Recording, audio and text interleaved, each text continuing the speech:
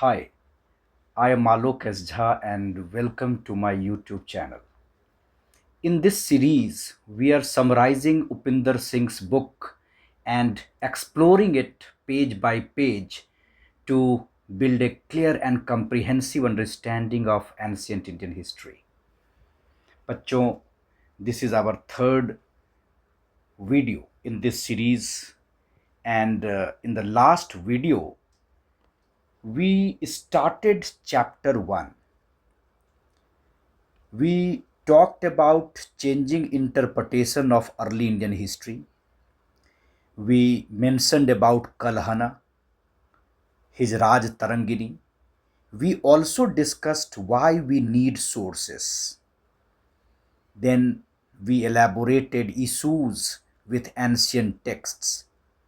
This elaboration is very important for our main examination.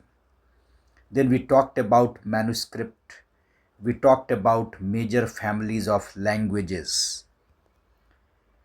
Now, in this video, we will discuss ancient text, and this should be the part of our chapter 1. So, in this video, we are going to discuss ancient text, correct, as a source, right? So, this chapter is about sources. This chapter is about sources. And right now, we are discussing literary sources.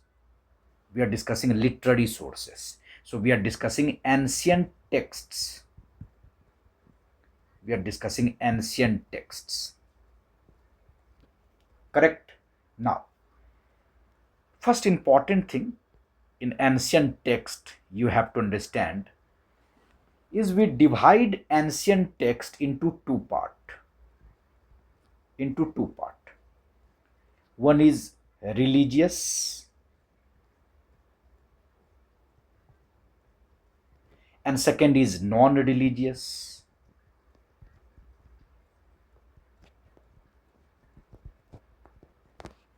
Non-religious we can consider secular. So religious and non-religious. And then religious also we can divide into three parts. Brahmanical,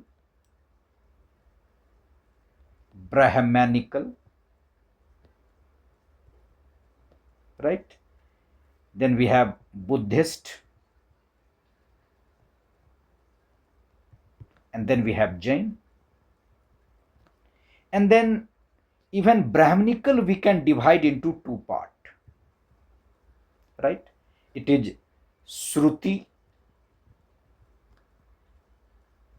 and second is Smriti. Fine, bachon. So Brahmanical literature we can divide it into two parts, Shruti and Smriti. Shruti is heard, right? Shruti is heard, and Smriti is remembered.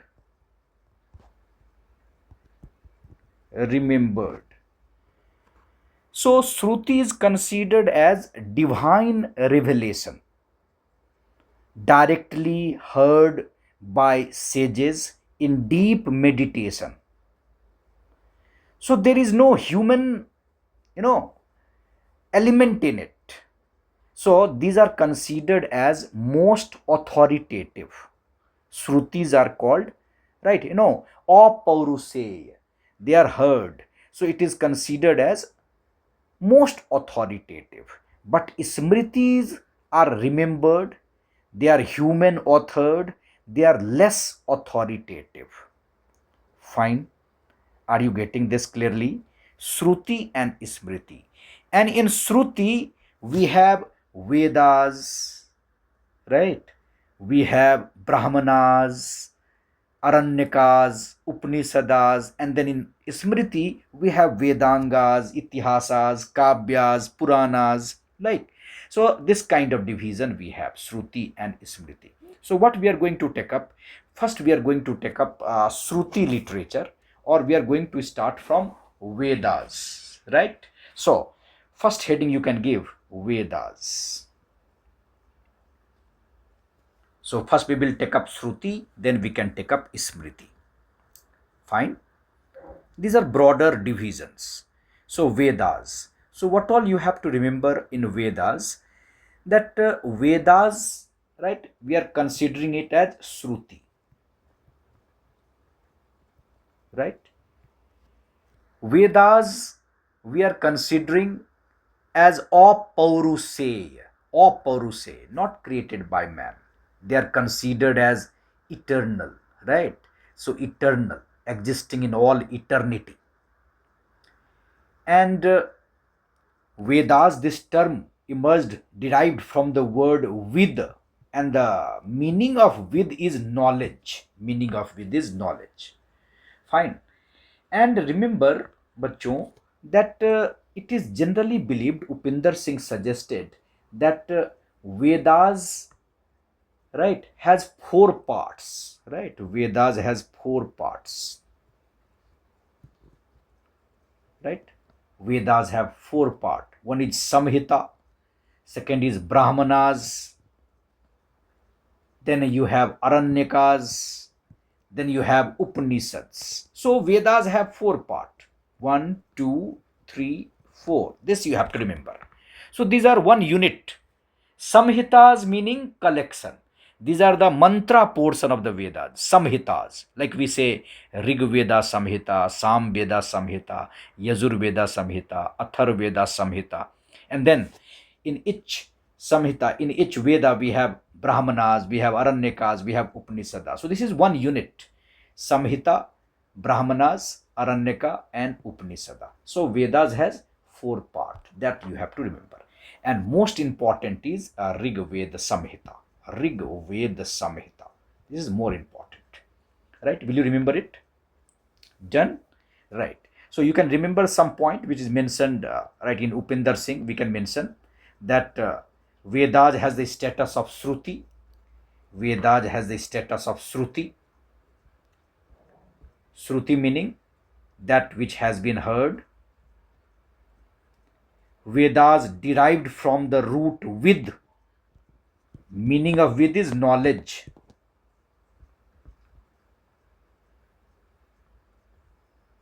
There are four Vedas: Rig Ved, Sam Ved, Yajur Ved, and Athar Ved. And Rig Ved is the world's oldest surviving poetry. Rig Ved contains the world's oldest surviving poetry. And I told you that each Veda has four parts, right? Samhita portion, Brahmana, Aranyaka, and Upanishada. And what is the meaning of Samhita? Collection. Samhita, right? Samhita, collection. Collection, Samhita. Fine. And so first we will take up Vedas or Samhita portion, then we can, right, briefly discuss Brahmanas, Aranyakas, and Upanishads. I hope you are getting it, right? Now, most important is Rig Veda Samhita. So Rig Veda Samhita is a collection of 1028 hymns, suktas. Sukta is a group of mantra. So Rig Veda Samhita is a collection of 1028 hymns. 1028 hymns. And you probably have this idea that all these Vedas are associated with different priests. Like Rig Veda is associated with Hota priest. Right? Sometimes this kind of question is also asked. Rig Veda is associated with Hota priest. Hota. So 1028 hymns, and it had 10 mandalas. This is important. 10 mandalas. And बच्चों, book 2 or mandala 2 to mandala 7, these are the oldest. These are called family books. So meaning is book 1, 8, 9, 10, they are related to later period. So book 2 to 7 are family books. Remember this, it can be asked. Book 2 to 7, known as family books of the Rig Veda Samhita. They are considered as oldest. And in book 7, you have the Dasraj Yudh, Battle of 10 Kings, where Sudas defeated a number of adversaries.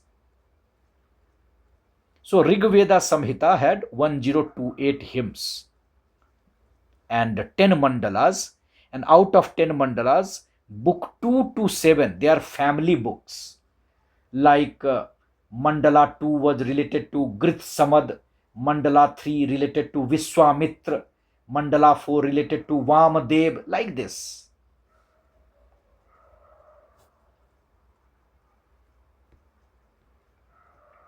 So you have some idea about Rig Veda, correct? Now, after Rig Veda, we have Sam Veda. So Sam Ved, Yajurved, Atharved, not that important. Important, but not that important. So Sam Ved consists of 1810 verses. Upinder Singh mentioned it, 1810 verses, mostly borrowed from Rig Veda, arranged according to the needs of musical notation. And Sam Veda related to Udgatri priest. Udgatri. Right? Then Yajurveda, it deals with performance of rituals.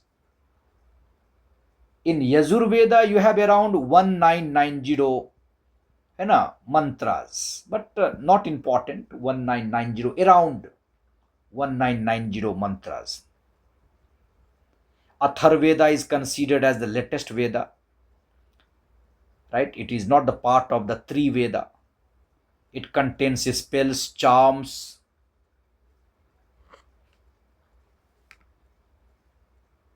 right? It is also called Brahma Veda, Atharveda,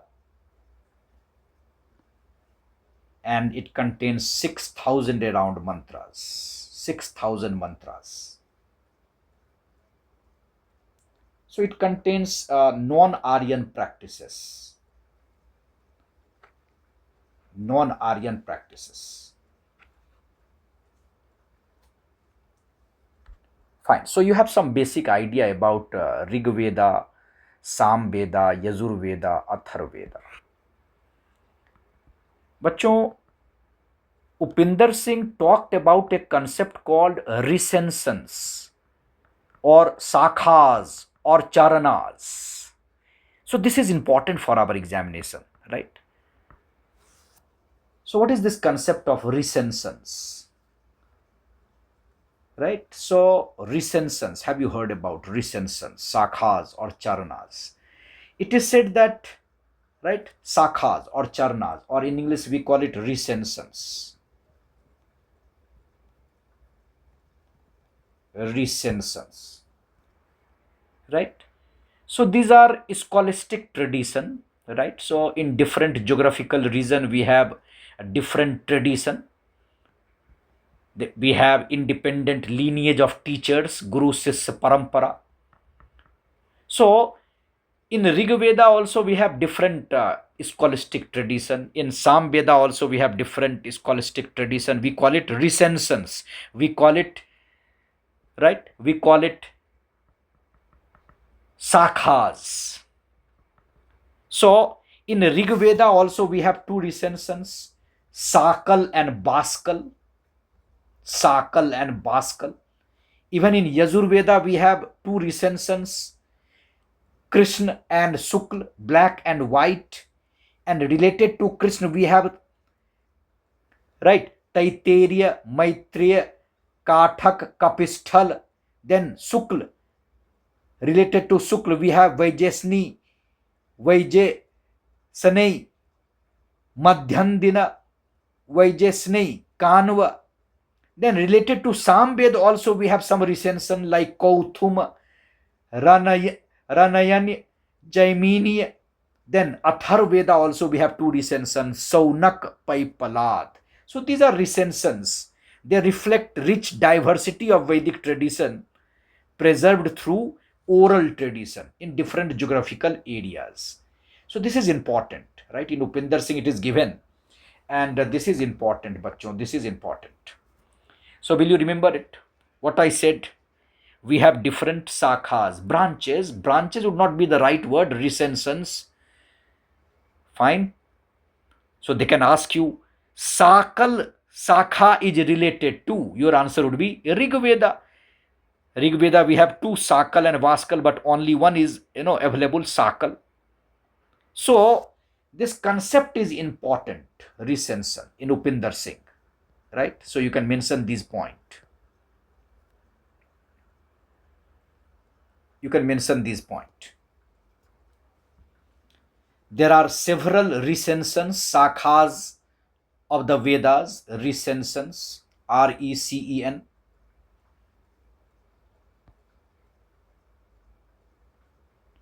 So there are several recensions of the Vedas, several recensions of the Vedas. In inscriptions also we have evidence of recensions, but now it is not available. And remember for your examination, the Sakal Sakha is related to Rig Veda. Sakal Sakha is related to Rig Veda. Remember this. Sakal Sakha is related to Rig Veda. And Yajurveda is divided into two, Sukla Yajurveda and Black Yajurveda. And recensions of Sukla Yajurveda called Vajasneya Yajurveda are Madhyandin and Kanva. Right? This question can be asked. Madhyandin and Kanva.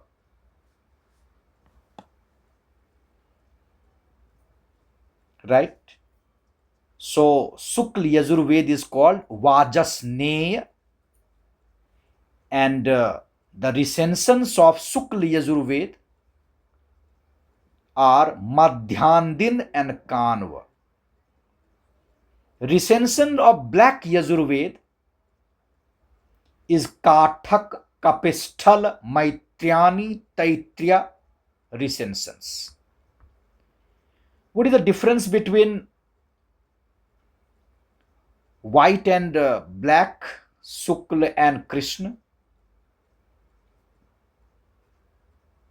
So Upinder Singh mentioned it. The main difference was that white school contain only the mantras, while the text of the black mantras, text of the black school are accompanied by commentary.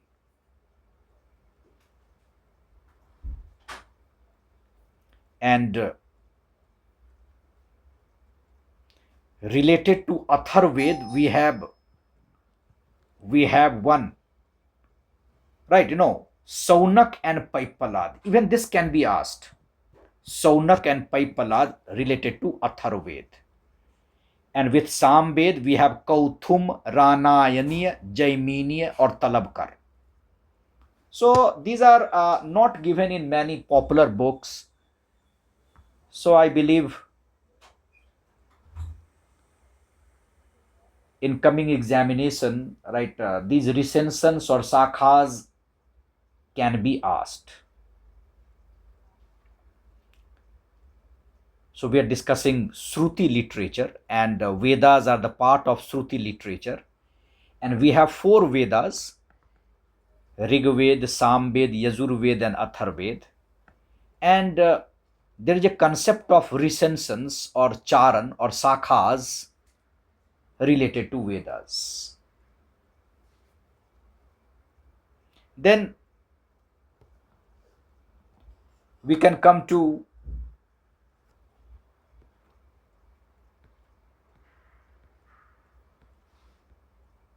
right. So we have one part Samhitas, then we have Brahmanas, Aranyakas and Upanishads. Correct, bachcho? Fine. So in Vedas, we have Brahmanas, Aranyakas, and Upanishads. So why Brahmanas developed? These are prose explanation to understand Vedas. Idea was to understand Vedas. So Brahmanas developed. Brahmanas, they are prose explanations of the Samhita portion.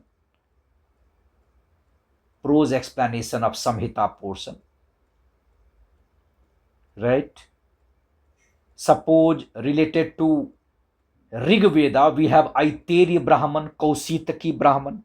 Are you getting my point? So, to explain Rig Veda, there were Brahmanas. To explain Sam Veda, there were Brahmanas. To explain Yajur Veda, there were Brahmanas. Athar Veda, there were Brahmanas. So, related to Rig Veda, we have Aiteri and Kausitaki Brahman. Like this. Like this.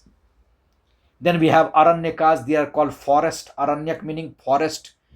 So, they interpret sacrificial ritual. And then there was Upanishad. Upanishad is very popular, very popular. Upanishad, to sit near someone. Right? Idea was to explain those ideas in dialogue form. So Upanishads contains stories, parables also. Parables.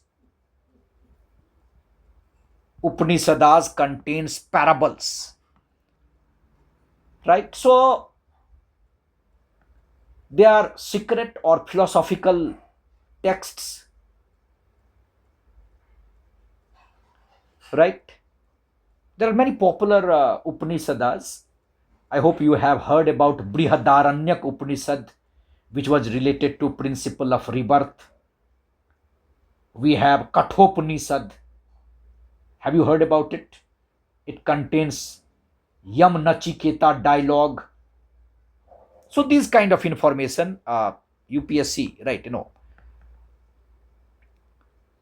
they are asking.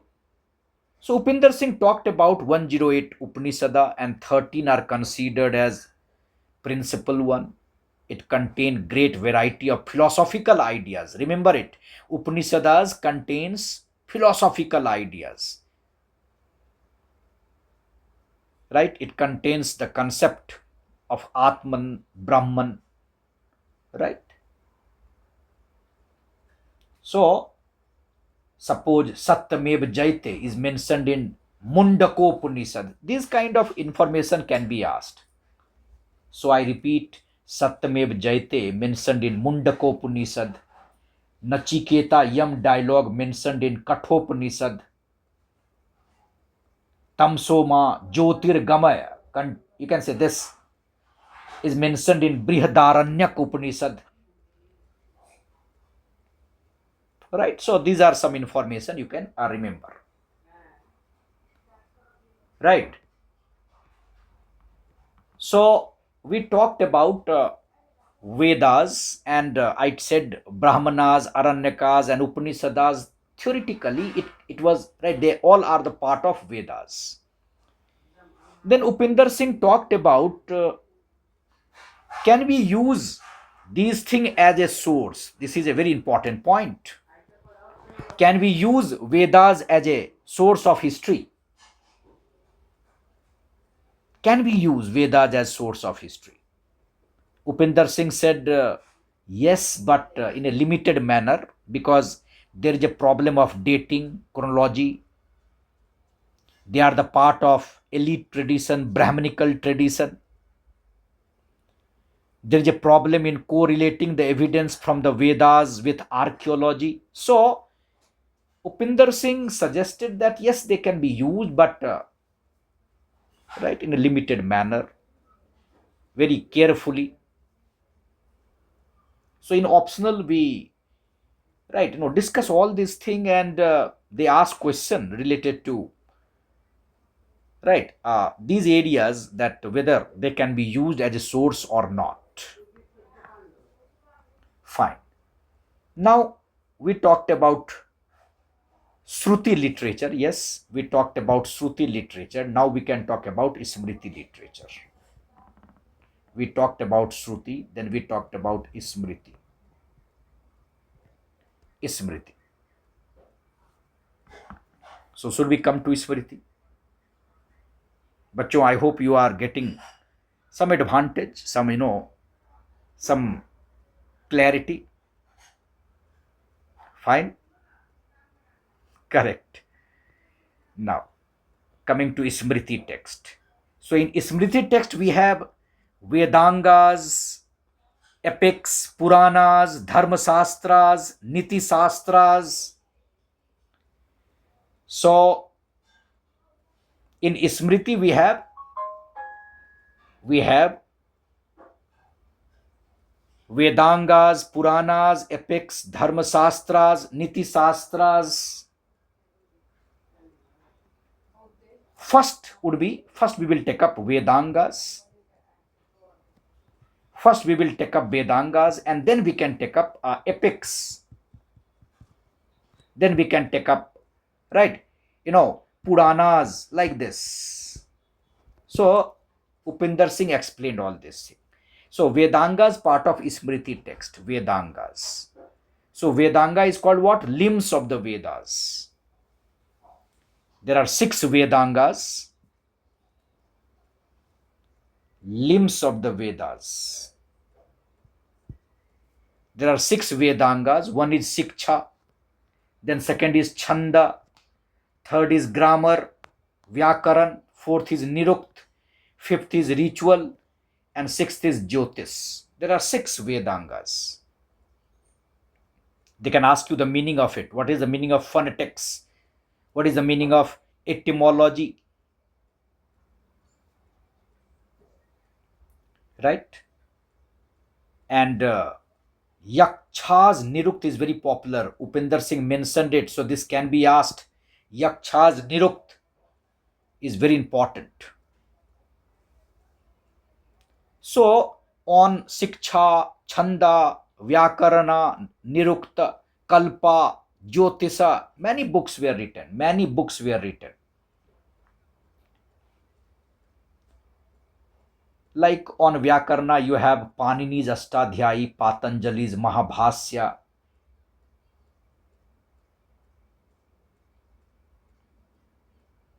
Right? So these are 6 Vedangas. So this is the first part of our Smriti literature. Then we have the next part, epics. We have Ramayana and Mahabharata. We have 2 popular epics. So they are called itihas. Remember, bachche, itihas. They are called itihas. Epics are called itihas.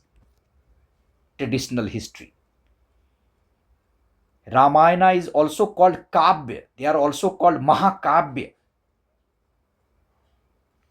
Ramayana and Mahabharata. And according to Upinder Singh, right, she gives many evidence that these 2 epics were clearly aware of each other, at least in the later stages.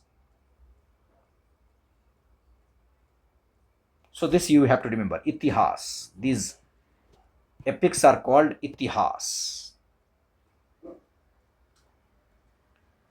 So Upinder Singh said that these 2 epics were clearly aware of each other. Like Mahabharata refers to Valmiki and Ramayana. Like Ramayana is also mentioned. Valmiki is also mentioned in Mahabharata. And then even Ramayana mentioned Kuruj, Hastinapur, Janmejaya. Of course, it does not mention Mahabharata war. So both epics, they were clearly aware of each other. So there is a different, there are different views regarding the date. So very difficult to say the date. But Upinder Singh said the composition of Mahabharata can be placed between 400 BCE to 400 CE. and Ramayana between the 5th or 4th century BCE to 3rd century CE. So, but there is a difference, different scholar give different date. So we cannot, go for this kind of date. But Upinder Singh mentioned this date.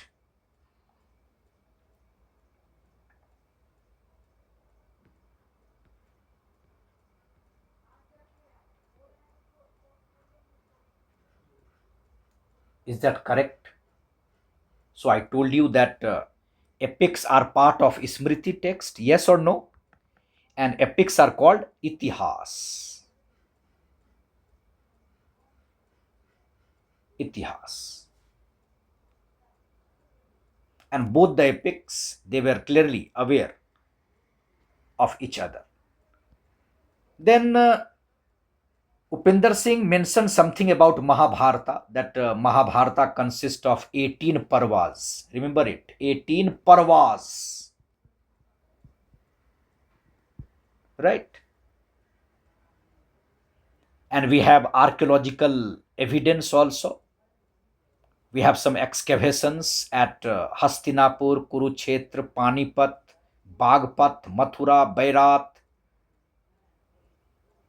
Now there is some consensus that probably Mahabharata, right, that war was between Kauravas and Pandavas. It may have occurred in about 1000 BCE. So we have some archaeological and literary evidence to confirm the historicity of Mahabharata. Like Purana Killa in New Delhi probably was Indraprasth, the capital of Pandavas. Like there is an inscription of 14th century in Narayana village in West Delhi. It also mentioned Indraprasth. So this is interesting. So we have some archaeological evidence. Then Aini Akbari Abul Fazl also suggested that Humayun's fort was built at the place called Indraprasth, capital of Pandavas.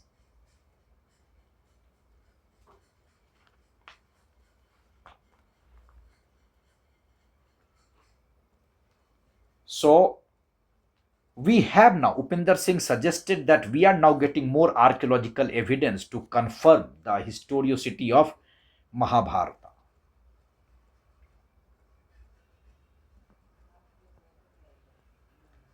Recently, there is a study also, so it is important for history optional, right? So if you have history optional, you can use it. So I would be adding something which is required for history optional as well, right?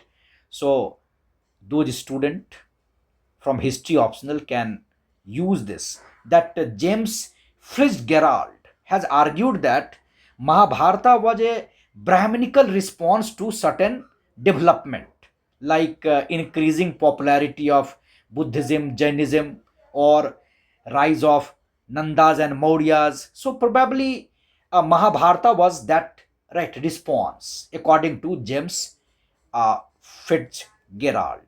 So this can be used for this can be used by history optional student. And I hope you all know, bachcho, that Mahabharata was first Jai Samhita. It had 8800 verses. Later it became Bharata, and finally Sat Sahasri Samhita.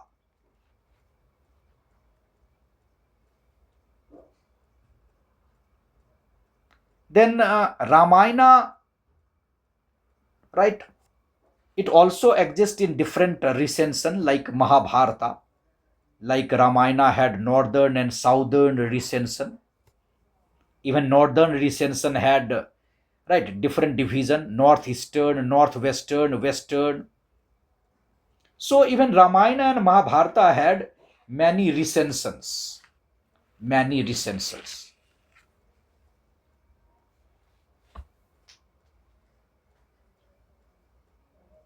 And Upinder Singh said that the language of the northern recension was more elaborate, more polished than that of southern one.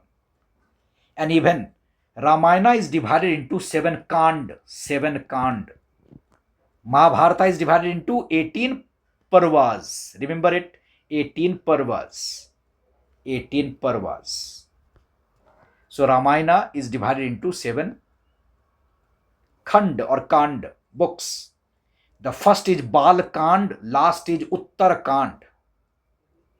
And first and last are letter interpolations, they say. So, bachcho, this is important. Like, I always feel that this can be asked, important for exam. So, we have Valmiki Ramayana. It is the oldest version of Ramayana. But we also have Jaina Ramayana, Pauma Charyu. We also have Buddhist Ramayana. We have Tamil Ramayana.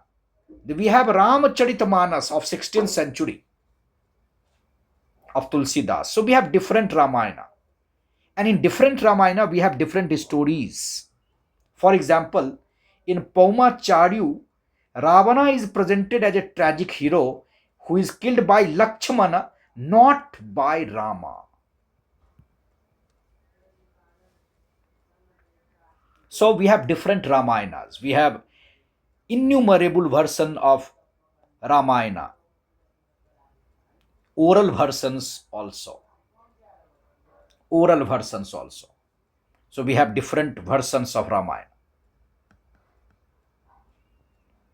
Now the question is, can we use Ramayana and Mahabharata as a historical source? So it's a very complicated question. So for history optional, this is for history optional.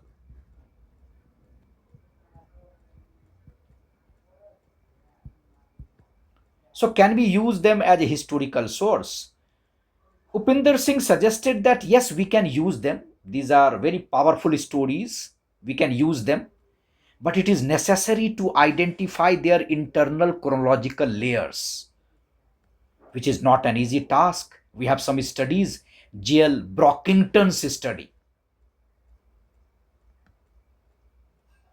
So it is still, you can say, debated. We have many studies, Brockington study, Pollock study. But still, many confusion. So research or studies going on. Probably after some years we can use them. So very difficult to use them, use these kavyas as historical source. But Upinder Singh concluded, and you can use them as your conclusion also, that regardless of their historicity across the centuries, the Mahabharata and Ramayana have inspired many powerful narratives and have played important roles as purveyors of a variety of social, political, and cultural values. So, of course, you cannot ignore their importance. There is no question in ignoring, you can say, their importance. But yes, as a source, we can use them or not. Studies are going on.